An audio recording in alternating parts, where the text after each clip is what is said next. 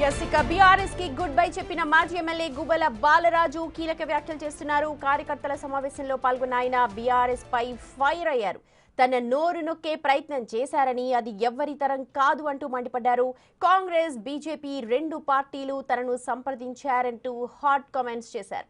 రెండు పార్టీలు అధికారం కోసమే పనిచేస్తున్నాయి, ప్రజల కోసం తాను పనిచేయడానికి వచ్చానని తెలిపారు. ప్రజల పక్షాన నిలబడే పార్టీ వైపే మొగ్గు చూపుతాను అంటూ గువ్వల బాలరాజు స్పష్టం చేస్తున్నారు.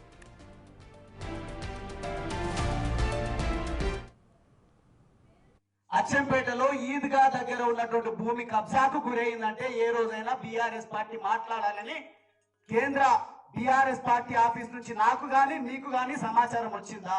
ఒక డైరెక్షన్ ఇచ్చిందా? లేదు అంటే జూనియర్ కాలేజ్ దగ్గర విద్యార్థుల ఆస్తిని కొల్లగొట్టుకుంటున్నారు, ఆ ఆస్తిని కాపాడాల్సినటువంటి బాధ్యత బీఆర్ఎస్ పార్టీని ఉంది, పోరాటం చెయ్యండి అని ఎవరైనా చెప్పిందా? నేను అడుగు పెడుతుంటేనే నా పైన కుట్రలు చేసి నన్ను పూర్తిగా అంతమొందించాలనే ప్రయత్నం చేస్తే కూడా ఎవరు పట్టించుకున్నటువంటి దాఖలాలు లేవు. కొంతమంది కుట్రదారులు, పనికిరాని వాళ్ళు గువ్వల బాలరాజ్ నికాసిగా మాట్లాడొద్దు, నిజాయితీగా మాట్లాడొద్దు, ఉన్నదున్నట్టు మాట్లాడొద్దు, తన వైఖరి మార్చుకొని నేనేం చెప్తే అదే మాట్లాడాలి, లోపల ఏముందో అది బయటికి మాట్లాడొద్దు అన్నట్టుగా నాకు సలహాలు ఇచ్చేటువంటి ప్రయత్నం చేస్తున్నాను. నా ప్రాణం పోయినా సలహాలను స్వీకరించేటువంటి వ్యక్తిని కాదు. నేను నికాసిగా ప్రజల కోసమే పుట్టిన అనే భావనతోనున్నా, ప్రజల కోసమే చేస్తా తప్ప మళ్ళీ నేను ఎమ్మెల్యే అవుతానా, ఎంపీ అవుతానా కానా నాకు అప్రస్తుతం. ఒకసారి ఎన్నిసార్లు అన్నా నేను ఒకసారి ఎమ్మెల్యే కావాలని వచ్చిన కోరిక నెరవేరిందని వందల వేల సార్లు మీతో చెప్పాను కదా. 2 సార్లు ఎమ్మెల్యే అయినా నేను.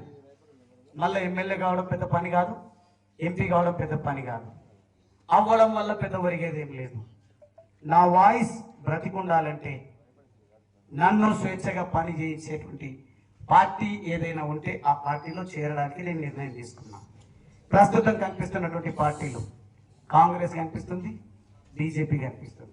ఈ 2 పార్టీలు కూడా నన్ను సంప్రదించినాయి. చాలా పై స్థాయి నుంచి మాట్లాడుతున్నారు. నేనేమో ఆషామాషి మీ గువ్వల బాలరాజు అంటే మీకు ఒక ఫోన్ కాల్ దూరంలో ఉండుండొచ్చు, కానీ మీరు నన్ను తయారు చేసింది, మీరు నన్ను ఈ స్థాయిలో తీర్చిదిద్దినటువంటి కారణంగా, నాకు మీరు ఇచ్చినటువంటి గౌరవం కారణంగా ఈ 2 పార్టీల నుంచి కూడా నాకు పిలుపు ఉంది. ఈ 2 పార్టీలతో కూడా నేను చర్చిస్తాను.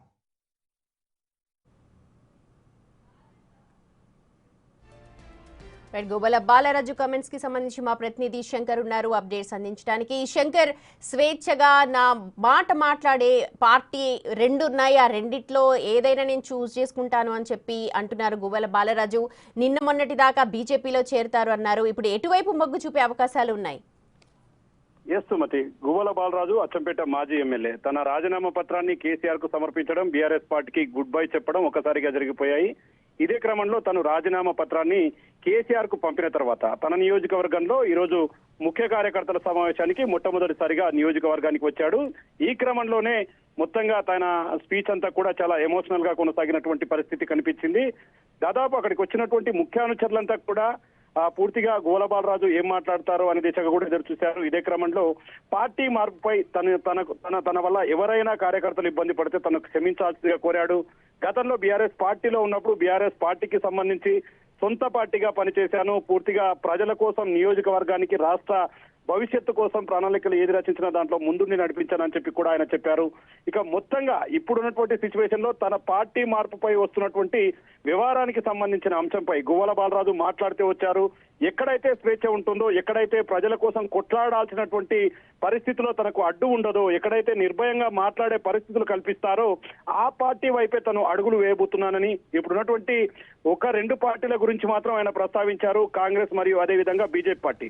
ఆయన రాజీనామా పత్రం సమర్పించిన సమయంలో ఒకవైపు బీజేపీ పార్టీలోకి గువ్వల బాలరాజు చేరుతాడనేది పూర్తిగా ప్రచారం కొనసాగింది. కానీ ఈసారి ఈ యొక్క ముఖ్య కార్యకర్తల అనుచరుల సమావేశంలో మాత్రం పూర్తిగా తన కార్యకర్తల నిర్ణయం మేరకే తను ఏ పార్టీలో చేరాలనేది డిసైడ్ చేసుకుంటానని చెప్పాడు. మరోవైపు తను మొయినాబాద్ ఫామ్ హౌస్ వ్యవహారంలో కూడా తన దేవుడిగా ఉన్నటువంటి కేసీఆర్ చెప్పినట్లుగానే వివరించాను తప్ప దాంట్లో ఎక్కడ కూడా నా వ్యక్తిగతంగా నేను ప్రవర్తించలేదని చెప్పాడు.